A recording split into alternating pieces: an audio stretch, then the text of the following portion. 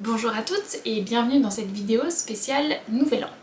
On va voir quelques petits trucs et astuces pour éviter d'avoir des fuites urinaires pendant la soirée de Nouvel An, même si on a envie de danser, même si on a envie de boire de l'alcool.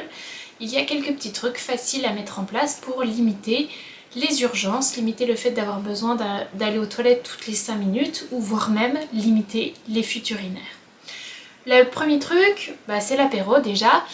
Il faut savoir que tout ce qui est alcool et boissons pétillantes sont des excitants vésicaux, je vous en avais déjà parlé de ça, donc ça veut dire que dès qu'on va en boire un petit peu, la vessie va avoir très envie de se contracter et on aura besoin d'aller faire pipi en urgence.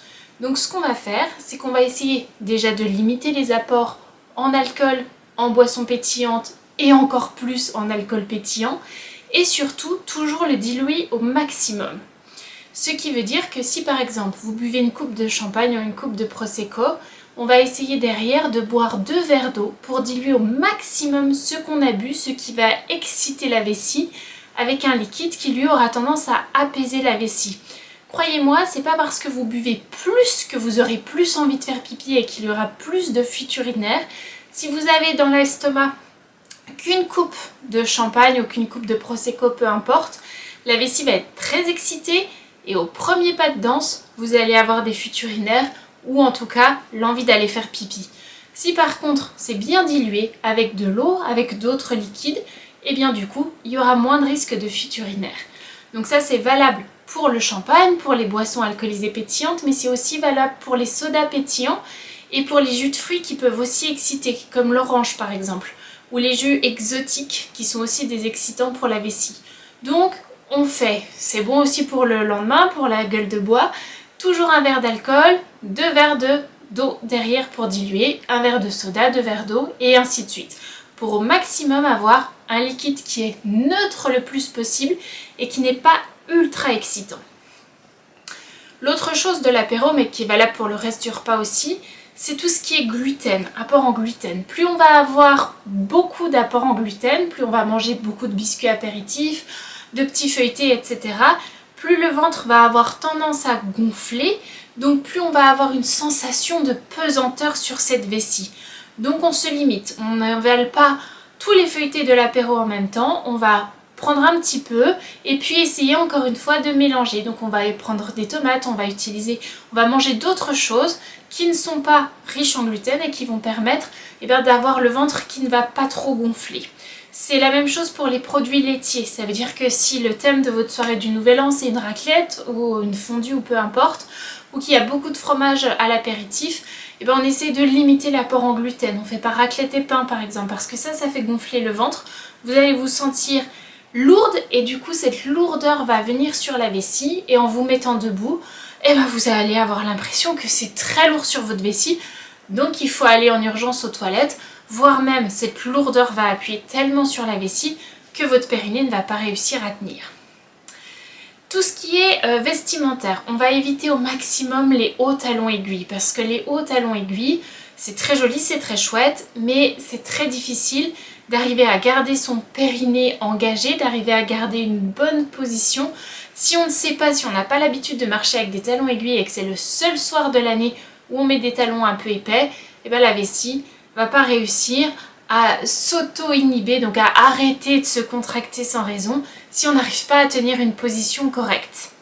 Et puis si on doit danser, même si on a des petits talons et qu'on n'a pas l'habitude d'avoir ces talons justement, on essaye au maximum de passer pieds nus pour avoir le plus de sensations possible du pied au sol. C'est ça qui nous permettra d'avoir la meilleure position de grandissement, d'auto-grandissement, d'auto-étirement en dansant. Il y a plein de vidéos qui s'y réfèrent, donc n'hésitez pas à aller faire un tour pour voir quelle vidéo d'auto-grandissement, comment se grandir quand on danse pour arriver à maintenir les muscles abdominaux et les muscles périnéés toujours dans une position de remontée pour que tout ça soit soutenu pendant que vous dansez. On n'oublie pas d'aller faire pipi pendant la soirée parce que parfois on discute, on danse, peu importe, et puis ça fait 5 heures alors qu'on a avalé notre coupe de champagne suivie de ces 2 verres d'eau, suivie d'une autre coupe, suivie de ces 2 verres d'eau et ainsi de suite, donc la vessie est bien remplie. mais on n'y pense plus. En plus on est un peu sous les effets de l'alcool, donc on oublie le fait qu'on a envie d'aller faire pipi, et puis on se met à danser un peu fort, on commence à sauter et tout ça avec une vessie qui est très pleine, et là on risque d'avoir des fuites urinaires. Donc toutes les 3 heures on y pense, on essaye d'aller faire pipi pour vider sa vessie.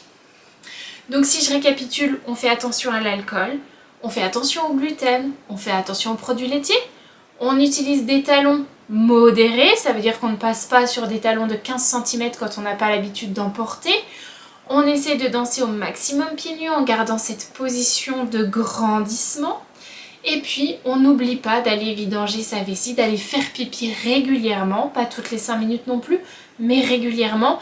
Et même si on n'est pas à la maison, d'autant plus si on a bu un peu, etc., on s'assoit sur les toilettes pour être sûr qu'on vidange bien la vessie.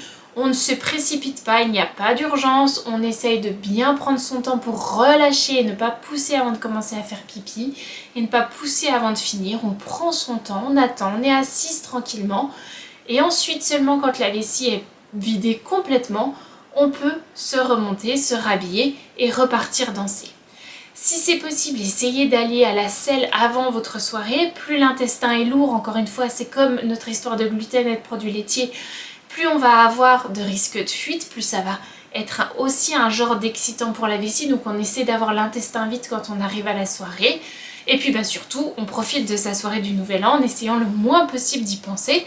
Moins on y pense, plus ça ira. Plus vous êtes concentré dessus à 100%, plus vous allez avoir la sensation qu'il faut que vous alliez faire pipi, plus vous allez y aller toutes les 5 minutes, et plus il y aura encore une fois de besoin d'aller faire pipi parce que vous n'allez pas bien vidanger votre vessie, pas bien la vider, et donc en plus il y aura des risques de fuite.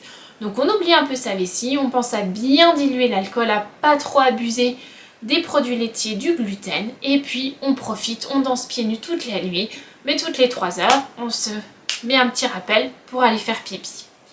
Et bien profitez bien de votre soirée du Nouvel An, dansez bien, ne pensez pas trop à votre périnée, ne pensez pas trop à votre vessie, et puis laissez-nous en commentaire des idées, des envies de vidéos et aussi surtout le ressenti que vous avez eu après cette soirée du Nouvel An où vous avez un peu oublié votre vessie, mais vous avez quand même pensé à ces 2-3 conseils pour permettre d'avoir une soirée tranquille. On se retrouve sur Facebook, Instagram et bien évidemment sur YouTube pour plein d'autres vidéos. A très bientôt, ciao ciao!